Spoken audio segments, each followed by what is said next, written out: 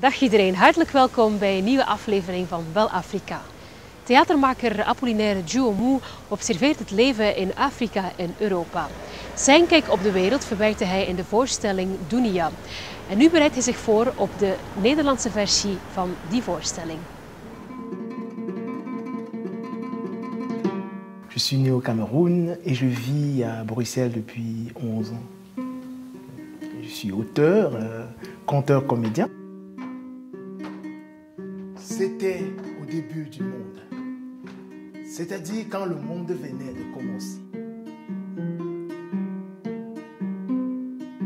Dunia, c'est l'histoire de la création du monde. Et donc c'est un spectacle que j'ai écrit il y a 2 ans et demi.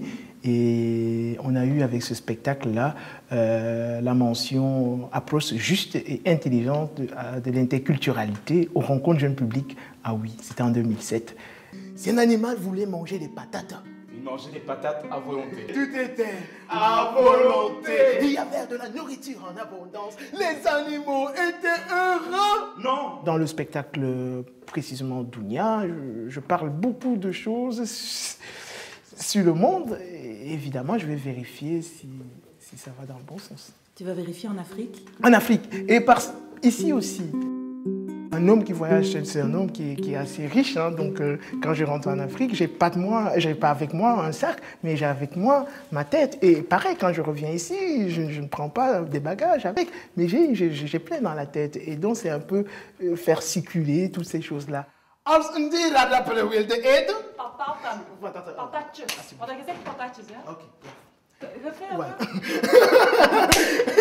Nog eens. Nog eens, ja man. Als een dier patatjes wilde eten. Patatjes? Patatjes, ja. Als een dier patatjes wilde eten. Patatjes? Patatjes, dat zijn zo.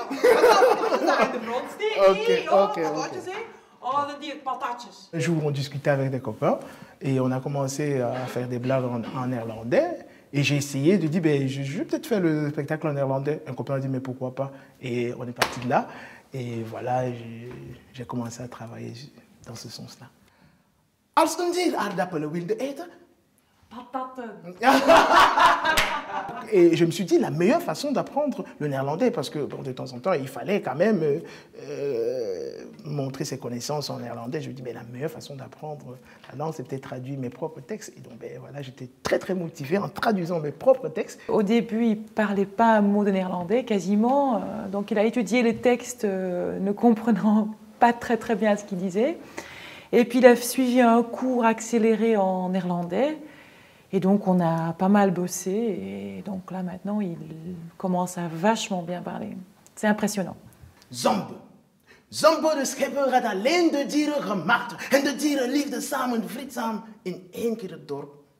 En dat dorp heette Nanda Eboko. Il faut dire qu'entre le néerlandais et le français, il y a quand même une grande différence d'accent. Donc, on travaille énormément sur les accents, l'accent tonique, qui est tout à fait différent en français qu'en néerlandais.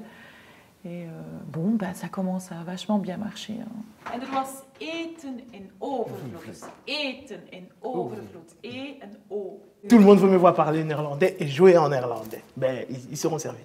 Parce que je m'amuse aux répétitions. Het was bij het begin van de wereld.